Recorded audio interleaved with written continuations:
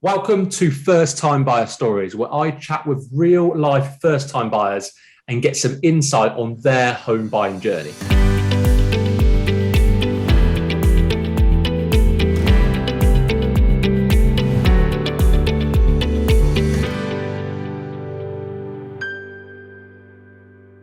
Today, I'm joined by our very own Joe and his lovely girlfriend, Jen. Thanks for agreeing to have a chat today, guys. Just before we dive into the questions, do you mind briefly introducing yourselves? Tell us who's Jen, who's Joe, what you do for a living, all the rest of it. Yeah, of course. I'm Joe. I'm 20 and I am Tom's mortgage administrator, hence why you probably recognise me. I'm Jen, and I work at Milton Keynes University Hospital. Excellent. Good. So Joe just touched on it there. You may recognise him. Joe works with me. Joe and Jen have just very recently, excitingly bought their first home. So I thought I'd get them on and they can tell you firsthand about their own journey. So we're going to crack on with some questions, if that's okay. Yeah. Good stuff. So tell us a bit about your house itself. What is it that you've bought? Oh, a little one-bed cottage in Greens Norton, little village outside Toaster. Yeah, kind of end terrace, nice little garden as well, which is lovely. But yeah, no, we originally, I'm sure I'll probably touch on it again in future questions, but we looked at one before, had an offer accepted and all that kind of thing in Brackley. But then kind of saw this one and just, I think I literally messaged Jen about 5 minutes after it went up and was like, do you want to go for a viewing? Which was risky because we'd already had an offer accepted. Yeah, so let's go through that then. So yeah, well, let's go through that then. So take us back to the beginning then. So and tell everyone a little bit about how you finally secured the home you're in now, and there's a bit of a backstory that sits behind that. So explain how it all panned out. We went to see one in Brackley, which was kind of similar size, one bed, much smaller garden, but like an all right size. And then I was at work and yeah, you text me because we wanted a cottage and we wanted one in a village, but there weren't any. So you text me like, oh, the perfect house has come up. And I was like, oh, there could be no harm in just going to look at it. And then we came, fell in love with it. And it was on a Saturday, so we couldn't make an offer like there and then. So we had to wait till the Monday. Yeah. Made the offer on the Monday. Yeah, so to give rough timescales, I think it was the 9th of June we had the offer accepted, and then obviously we completed on the 30th of July, so it's only like 7.5 weeks, which is, and I think it went on the quite a good market turnaround. On the Thursday. We viewed it on the Saturday, offer on the Monday, accepted on the Tuesday, but our offer was accepted on the Tuesday 10 minutes after the vendors of the other house found a house that they could move into. So we had like 15 minutes to make the decision of which house do we want. Yeah. Went with this one. Yeah, but I mean, both houses in their own right. I think we just felt it was more. We wanted somewhere, cottagey was more kind of what we were looking for, and we wanted somewhere where we felt a bit more independent because our families live either in or right close to Brackley. We wanted something that was near enough that we could still go see them, but not like right on the doorstep where we felt we didn't move out and have our own space. Yeah. So people sort of say they find it can take sort of up to 15 viewings to find the dream home, but you guys kind of found like 2 dream homes in the space of like a week or 2. Yeah. So after one viewing. Yeah. So just for clarity then, you had your offer accepted, didn't you, on the first property? It was kind of all going through. Obviously there was nothing else, behind the scenes, and then another property came on the market a week later, which kind of ticked every box. And you were like, well, we'll go and have a little look. There's no harm. And then fell in love with it. It kind of had to pull out of the original sale and go ahead with the new one. Yeah. Good. And we were really lucky actually, because the person that was buying the Brackley house, they had our offer and someone else's offer, and we felt so guilty to kind of pull out. But the woman who they turned down in favour of us was still interested. So I think 10 minutes later it sold again. So at least we didn't have everyone was happy. Conscience. Yeah, good. Yeah. Good stuff. Wow, that's so it's a bit of an interesting series of events there then, but ultimately you got the house you really wanted, which is great.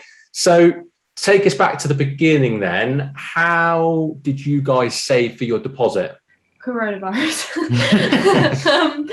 I think, really for both of us, wasn't it? Having however many months of not going anywhere, doing anything. I think I left myself like £200 to cover my expenses every month, and then kind of plumbed the rest into my savings. But as things started to open up, so like more how I think I would have done it had COVID never happened, it would have just been consistently putting money in my savings. Like as soon as I get paid, I just put it straight into like X amount straight into my savings account and lived off what was left. Yeah, I think you used a Help to Buy ISA, didn't you? too, Which I think in the end, because I mean, obviously you get the bonus of Help to Buy ISAs as well. So in the end, it actually ended up helping us out a fair amount in the it saved kind me of about final cost statement. Yeah, I think it saved me. What was it, about just over like £1,300? Something along Something that like line. that. Yeah. and that was the bonus that you got. Yeah. So I think, I mean, obviously just offering my opinion, I think if I knew about that at the time, I only had a savings account. So I would probably suggest to the majority of people to maybe have a savings account running alongside a Help to Buy ISA, because then obviously you get the bonus as well. So it's always it's good to really do your when you start out saving. It's good to really do your research and find out what products are out there. As opposed to throwing X amount away a month in your savings, like when you could be getting so much more for what you're actually doing. Because I had that one in a separate savings account, and I just I set it up with that one because it had the best interest rate at the time, and then consistently just looked around to see if there was anywhere else that was offering better, and then would literally just swap my money to wherever was the best offer, really. So that's a couple of good bits that I picked up there, Jed. Was one, you said you used to put your money in, literally like get paid, put your money in the savings account straight away. So I think that's quite a good bit of advice for people, because then you're less likely to squander the money on things that you don't necessarily need. We know what it's like. If it's sat in your account, you might spend it. And then two, kind of, keeping your finger on the pulse and moving your money around to the higher interest bearing accounts as well. Mine it was like 1% interest for the first year, and then after that it dropped to like 0.75 or 0.5. So I did then find a different account that was then offering 1% or better, and move it to that one, and then move it to another one. But for me, I think as well, because my savings account, you couldn't take money out of it, like transfer via your phone, unless you also had a current account. So then if I needed to take money out of it, I had to drive to Banbury, get the money out of that account, walk it to the different bank, put it in that account. That was off-putting anyway. I think that's kind of touching on that is a bit, as much as we say, like, put savings away as soon as you get paid, it's also, I think, like Jen had, and she just explained, I think it's important to have one that you can't just take money out of. Because that's what I had, and 9 times out of 10 at the last week of the month, I'd end up taking up £100-200 out of my savings to last me for the week or whatever if I had any expenses. So I think it's important to have one, not only that you put money away as soon as you get paid, you then have to put like actual physical effort into going to get it out, because as much as it might be an inconvenience, you'll be thanking yourself a little bit further down the line. And if it was like £30, I'm probably going to spend that in petrol getting over there, so I may as well just sit at home and not bother. Exactly. No, that's really good. So we've got invest into, it's no longer the Help to Buy ISA, it's now the Lifetime ISA. The LISA, it's the new equivalent. There's a few subtle changes, but we've got, invest in these government type ISAs. So the LISA, we've got put your money in on day one so you can't squander it away.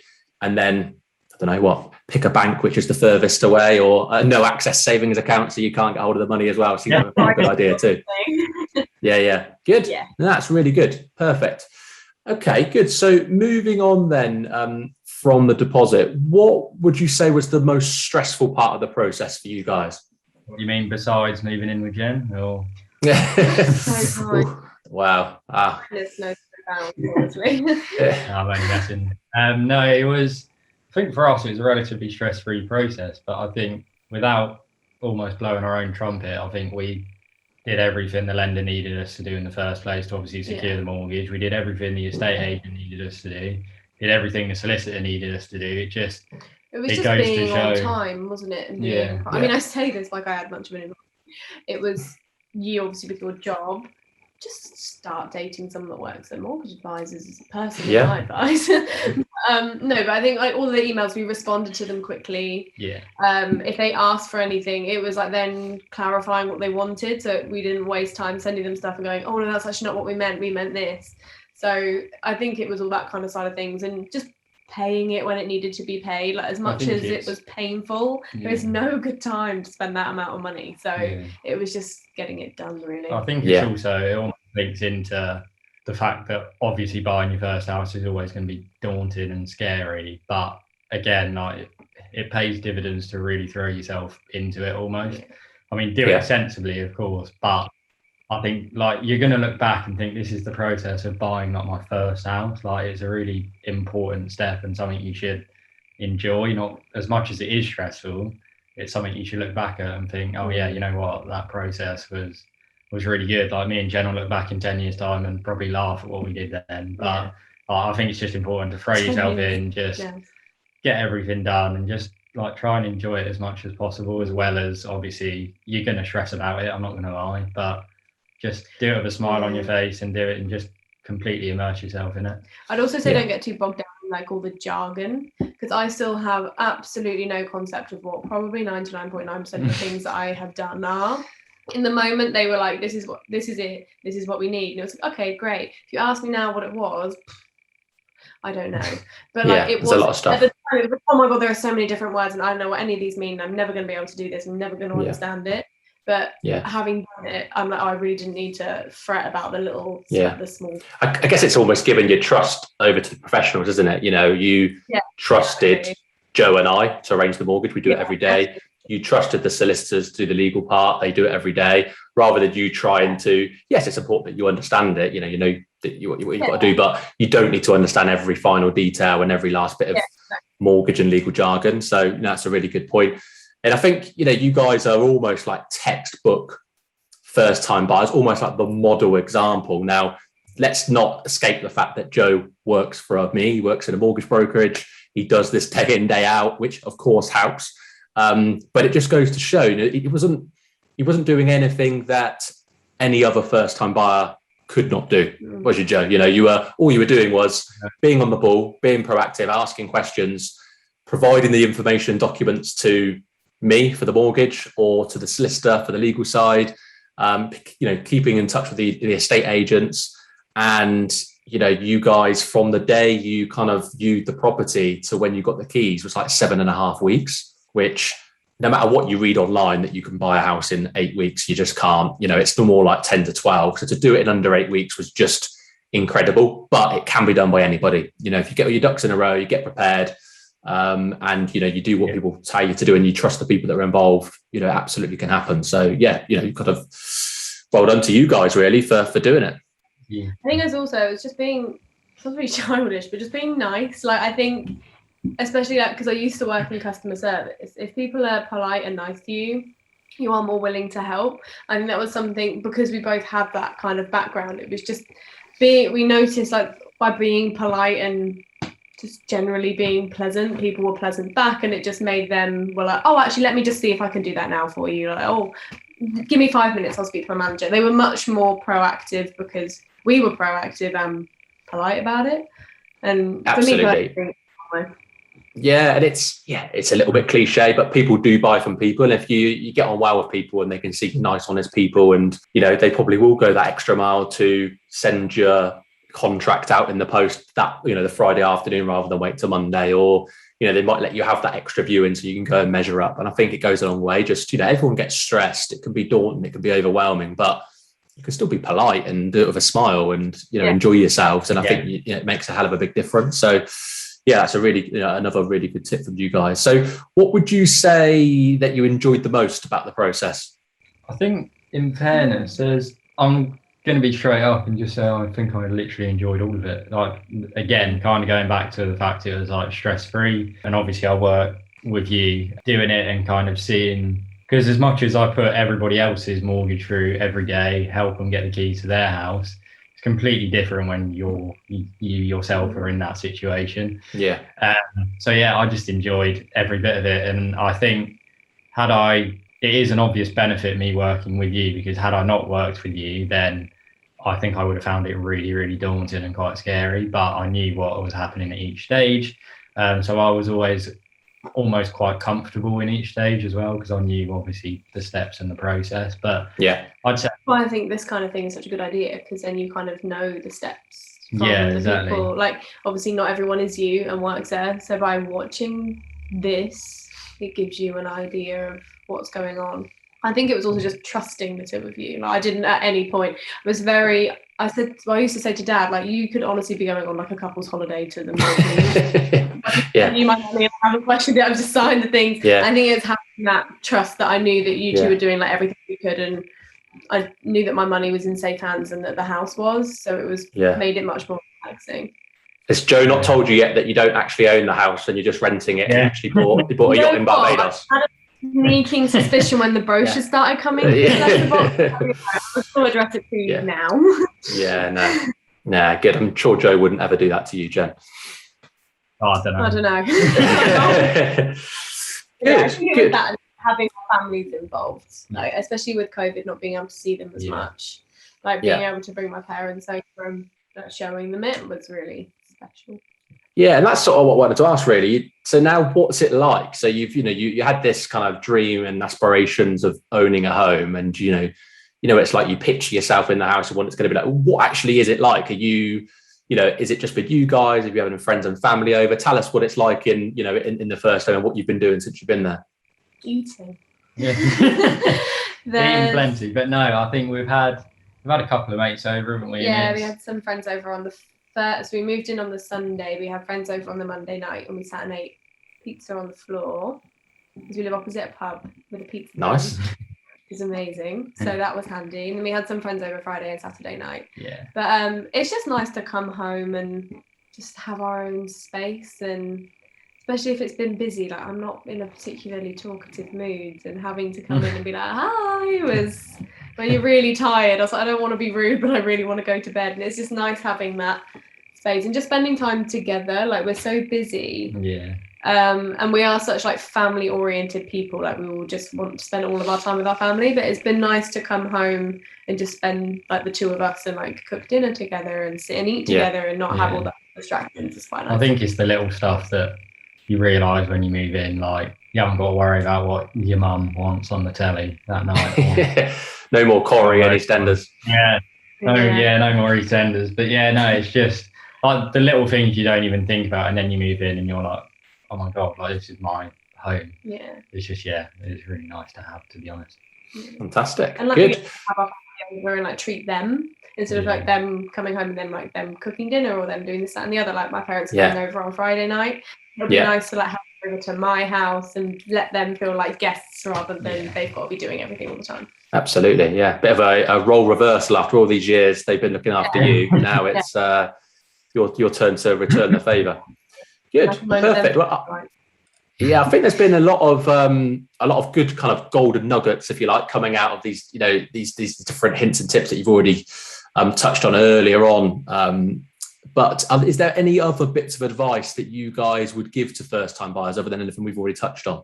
I think I'd probably have two in fairness. One is just as soon as you're asked for paperwork, I'm not saying this just because it's my job and you made my job easier. Genuinely, when you're asked for paperwork, just give it back. Like, it just shows that whoever it is asking for it is obviously ready to move on to the next step. When you're ready to move on to the next step as well, obviously the quicker you return it, the quicker you're going to move on. I think that's why we got in so quickly. Is like Jen said, we were just switched on, to be quite honest. We were just literally paperwork off to the lender, mortgage approved, brilliant. Paperwork, solicitors done, estate agents there have any questions, answer them, done. So just get it done literally as soon as possible. And I think my second one is just almost kind of relates back to the first and second house we had offers accepted on. Just follow your heart. I think it's just important to be sensible with your head, make sure you're not stressing yourself, make sure it's financially possible, all that kind of thing, absolutely. But whatever feels right. Like, we're going to be the people who have got to live in this house for X amount of years now, and make sure you do that in a home that you really, really love, and the one that you've not based on a sensible decision, so to speak. Just go out, and just follow your heart and do what you want to do. Don't let other people influence it or anything like that. Just make sure you enjoy what you do, and then obviously making the right decision for whoever it is, if you're buying by yourself or obviously with someone else. Good. Yeah, that's really good advice. I think as well, like, don't be afraid to ask questions, because like I said, you knew everything, well, not everything, but you knew a lot because of where you work. I literally knew nothing. And I didn't obviously want to be a pain, but also if I had a question, instead of being like, oh, it's okay, I won't say anything, it was just asking whatever was bugging me. Like, I knew I wasn't going to know, like you said earlier, every little piece of information, and I didn't need to know like all the different jobs inside out to understand it. But if I had a question, I would just ask it, because I'd rather that than not know the answer, and then later on being like, if I'd have just asked that, this would have been solved so much sooner. But yeah, and also knowing when to stop asking questions as well. If it's getting, like you said, getting too stressed out. Yeah, please don't message me and Tom with about 20. Yeah, but like, if you think, oh, this isn't making any sense, and you're starting to get really worked up, like, realize that maybe you are going in a bit too deep, and you don't quite need to know all of that. It's just the key bits. But also, a bit like what you said, is if there's something that doesn't quite sit right, like when the first house we saw, I always thought it was really important to me that I really wanted a dining room table, because when I've grown up, we've always sat and eaten around one, and there wasn't any room for one. And I kind of thought, oh well, you know, everything else is so lovely. And then the more I thought about it, I was like, actually, yeah, if it's already irritating me now, when I live there, that's going to annoy me 10 times more. When this one had the room for it, now living here and sitting and having our friends over and sitting around a table, and the two of us having breakfast together in the morning, and like, I feel like it's where you have like all your best conversations. So for me, that was really important, and I'm very glad I didn't compromise on that now. So obviously there are some things to compromise on, you can't have everything, but if there's something that you feel really passionate about, don't just do it because it's cheaper, or you think, oh, it doesn't matter. It will, because it'll annoy you, and you don't want that. If you're going to live here for like 5-6 years, that would really irritate me, and there was nothing I could do. So I think, there are some things to compromise on, but there are some things, if you feel that strongly about it, go with your gut and don't do it. And I think that's a really, really good bit of advice, because I say to all the first-time buyers I speak to, is put together a list, have your non-negotiables, so the ones that you're not willing to compromise on. And then, we all know that you're going to have to compromise to a degree. We'd all like to live in a 5-bedroom mansion with parking for 6 cars and a swimming pool, but we might have to settle for something that's a bit more realistic. So I think that's really, really good. And, for you, it was really important to have the dining room table, because that's what you've grown up to have. That's where the memories and the conversations are happening. And, that was kind of a non-negotiable for you, really. So I think that's really good, is to stick to your guns. Yes, there might be some which you're willing to negotiate on, but make a list of them. Make a list of the ones that you want. If it's, off-road parking, or if it's an ensuite, or if it's gas central heating, whatever it might be, have them as your non-negotiables. But the extras, which might be like a second bathroom, or, a south-facing garden, you can probably compromise on those for the right property. So that's a great bit of advice. Thank you for that. You said 2 bed, and then we saw this one, right? No, actually 1 bed is perfect. But there were some things I just thought, I don't want it to. And again, that's something you'll learn through the process. If you go on a viewing, I bet you a lot of people, a lot of first-time buyers, we are exactly the same. We'll go in going, right, I want this, and this. They'll go on their first viewing and think, actually, I'm not sure I do want that, and that. And as well, a lot of the things, when we walked in, like, the woman that lived in here before, was renting here before, was probably in her 70s. So the decor was very obviously to suit her taste. And I think it's being able to look and see what you can do with it. It might not be perfect moving into it, but there's so much potential. But the one that we saw the first time was actually technically like perfect. It was as it would be. Yeah. I'm really glad we went for this, because we can now make it our own. Yeah, put your own stamp on it. And they might not have been like the things I'm saying don't give up on, if that's what's going to bug you. Just because it doesn't have it straight away doesn't mean you can't. You might just have to put it in a bit later. But if there was no potential for it, and that's something you don't want to be without, then don't go for it. I think if I thought about it for more, it bugged me. And I think after 2 or 3 weeks, I thought, if I'm still thinking about this, it's going to be a problem. Whereas the thing that I was willing to negotiate on, once I'd made that decision, it was like out of sight, out of mind, didn't think about it anymore. But because I kept thinking about it, I was like, no, this is something that I can't compromise on. That was a good way of realizing it for me. Yeah, absolutely. No, that's good. Awesome. Well, I think there's been so many good knowledge bombs in there and some really good insight and hints and tips. So thank you so much for sharing your journey with everyone. I think that there's going to be lots of first-time buyers that find what you guys have said really, really valuable.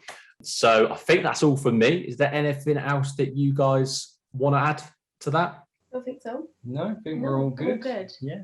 One last question then.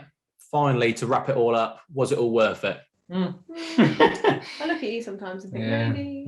No, 100%. No, definitely 100%. So it's just so lovely to have our own space, just the two of us, but also have a space that we want to bring our friends and family and everyone that we love into, and having it as like a place that we both genuinely feel like completely at ease, relaxed and happy in. And as much as all of the I'll say horrible stress, I was not stressed at all really throughout the process, thank you both. But for all of like the bits leading up to it, when I come home and like sit on my sofa stress free, that's when it was all just so worth it, because as soon as it's done, it's forgotten, and it's then just so exciting, like getting everything in and going and getting all the stuff and making it your own, that anything that was negative in the lead up is like forgotten the second. I think it almost kind of leads into the thing that when I was starting to save for the deposit, I just thought like, this is so far away, like I can't see myself. We thought it was going to be about 2 years. It's like just reach out to someone and just find out what's possible, because although we haven't used Help to Buy in terms of the equity loan and shared ownership, for example, like you'd be really, really surprised what you can do now, either to prepare to move in or to actually start the process and start looking at places. So obviously there's more that adds up to it than that, but I was really surprised that obviously I got cooking literally as soon as possible, and that was because like the opportunity had come up. It's really, really surprising once you start kind of making contact with people and that kind of thing, just how quickly it actually can happen. I think that. Go on, sorry. No, I think it was just us having had the conversation about financially what we were willing to do as well. Like we both were we wanted to do it 50-50, and once you both were on the same page of what you were going to put in, again, that made it so much easier, and it made it so much worth it now as well, because we have such a good like understanding of how we both kind of work in that. I mean, obviously you don't come on and go like, so how do you manage your money? So it was like a good way of knowing that in the future, when it comes to doing stuff on the house, we already had kind of built up that understanding of like how we wanted to do it. So it made it a bit clearer, really. Absolutely. Brilliant. Good. I was just going to say on the back of Joe's that, I think it's really important to reach out to professionals and find out actually what's possible. This isn't a shameless plug to come to us. Obviously, it's no secret that I'm a mortgage broker. We give great mortgage advice, but there's lots of other great mortgage brokers, mortgage advisors out there. So you don't need to reach out to us necessarily. Reach out to anybody, because you might be surprised about actually what is possible. But until you have that chat, you're never going to know. So good. Well, guys, thank you so much. I think that's ended on a really good, positive, happy note. Congratulations to you both. And Joe, I'll see you at work tomorrow. Will do. Good stuff. Cheers, guys.